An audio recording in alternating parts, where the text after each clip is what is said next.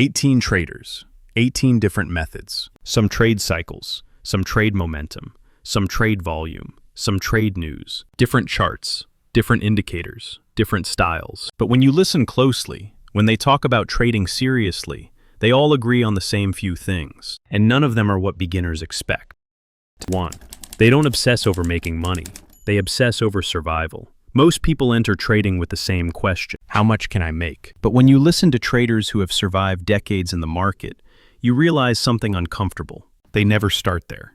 They start with a completely different question: how do I stay alive? One of the clearest voices on this comes from Angell, a trader who survived multiple market cycles by trading only markets with liquidity and volatility. He once said he never enters the market with an opinion, because, in his words, opinions are what get traders in trouble. Angell learned this the hard way. Early in his career, he bought sugar futures and watched them go limit up.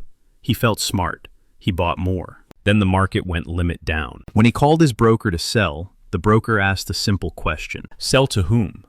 That moment taught him something most traders never fully accept. If there's no liquidity, your strategy doesn't matter. Your analysis doesn't matter. Your confidence doesn't matter. You're trapped. From that day on, Angell didn't chase opportunity. He chased survivability. This obsession with survival shows up again and again throughout the document. Gettess put it bluntly: the only thing a trader can truly control is risk, not profits, not outcomes, not what the market gives, only risk. Gettess even said something that sounds strange to beginners. A losing trade can still be a good trade if the loss was controlled, because a controlled loss means you're still in the game. And in trading, being in the game tomorrow is more important than winning today. You see the same mindset in Bradford Raschke. After years of success, managing larger and larger size, she admitted something counterintuitive.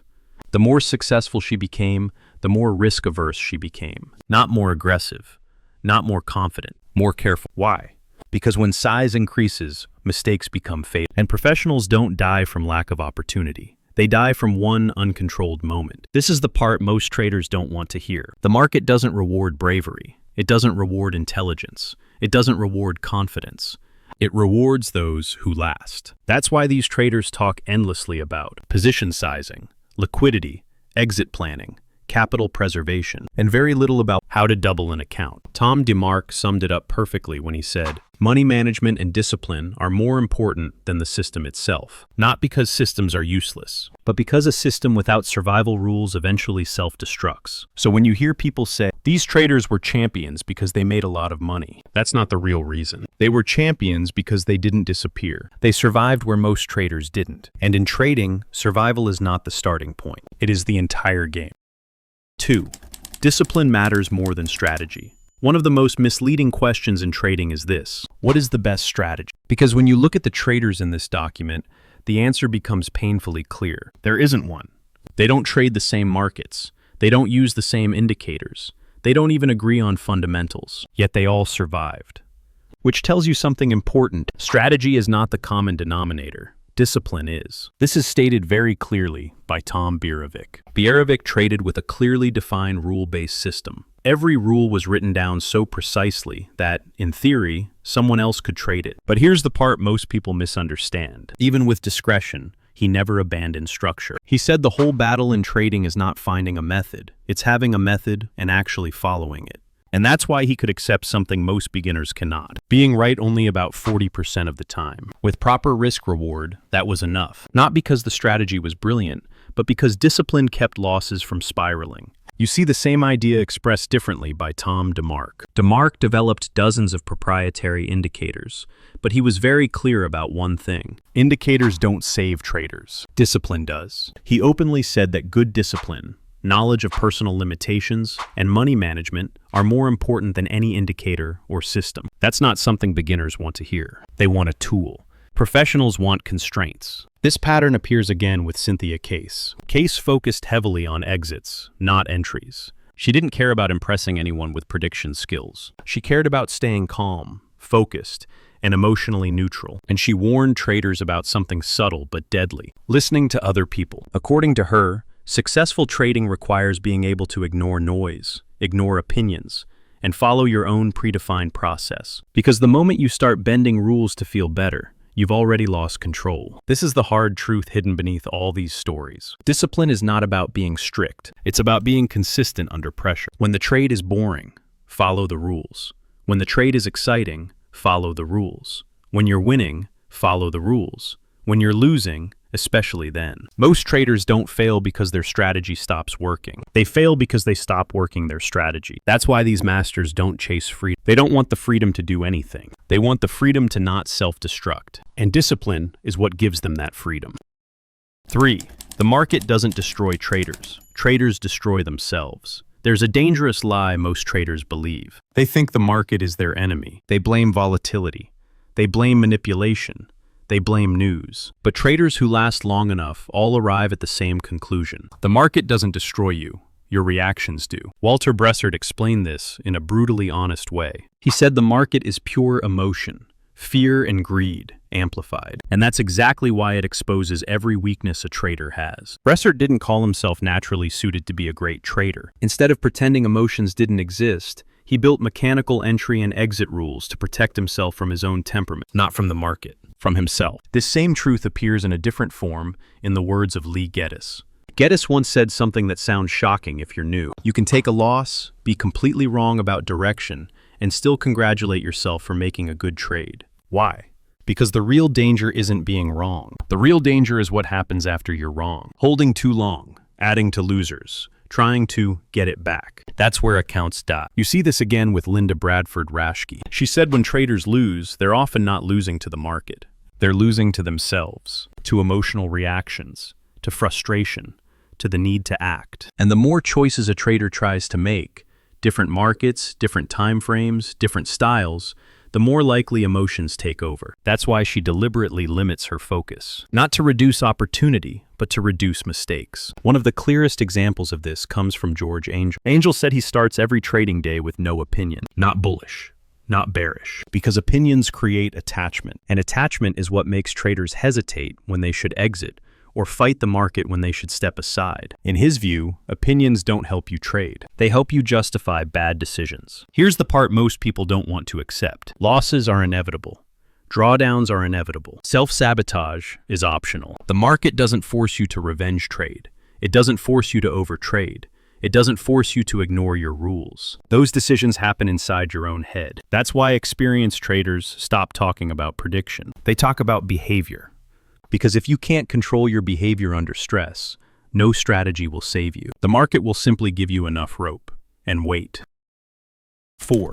There is no universal method. One of the most damaging ideas in trading is the belief that somewhere out there is a perfect method. A system that works for everyone, in all markets, at all times. Traders who survive long enough eventually let go of that fantasy because their experience teaches them something far more uncomfortable. What works is personal. Look at the contrast between traders like Glenn Neely and Angell Reynolds. Neely spent years trying to make market structure logical and objective. He needed clarity, rules, a framework that removed ambiguity. Reynolds, on the other hand, thrived in the chaos of the trading pit, scalping minute inefficiencies, making rapid decisions under pressure. Same goal, completely different personalities. And that's the point. Neely once admitted it took him nearly 10 years to become comfortable managing his emotions. Not because he lacked intelligence, but because his method had to match how his mind worked under stress. Reynolds emphasized something equally revealing from the opposite extreme. If you don't have the mental toughness for scalping, the method will break you. Not because it's bad, but because it's incompatible with who you are. This idea shows up again with Tom Borovic. Borovic believed that a trading style must be congruent with a trader's psychological makeup. Some people can day trade the S&P. Some people absolutely cannot. And forcing yourself into a style that doesn't fit is one of the fastest ways to self-sabotage. Even Larry Williams, one of the few traders known for winning an actual trading championship, never claimed his approach should be copied blindly. He emphasized training, conditioning, and discipline because he understood something crucial. A method is only as strong as the person executing it. Change the person, and the same method produces a different result. This is why copying other traders rarely works. Not because their strategy is fake, but because you're copying behavior without copying the personality, the tolerance for stress, or the emotional wiring that made it work. The market doesn't reward the best system. It rewards alignment. Alignment between your temperament, your time horizon, your tolerance for uncertainty, and your ability to execute consistently. That's why experienced traders stop asking, "What should I trade?" and start asking, "What kind of trader can I realistically be?" Because in the end, there is no universal method. There is only the method you can follow when things go wrong. 5. Trading is a long game, not an intelligence test. One of the biggest illusions in trading is the belief that intelligence guarantees success. That if you read enough books, study enough charts, or understand the market deeply enough, everything will eventually click. Experienced traders know this is not how it works, because trading doesn't reward the smartest person in the room. It rewards the person who can stay functional year after year without self-destructing. Many of the traders who eventually became respected voices spent years failing quietly. Some traded part-time for decades before ever trusting themselves enough to go full-time. Others nearly quit multiple times after long periods of drawdown. What separates them from those who disappeared was not brilliance. It was persistence. There's a reason seasoned traders rarely talk about breakthrough moments, because there usually isn't one. Progress in trading is slow, uneven, and often invisible. One year you stop blowing up. Another year you stop over-trading.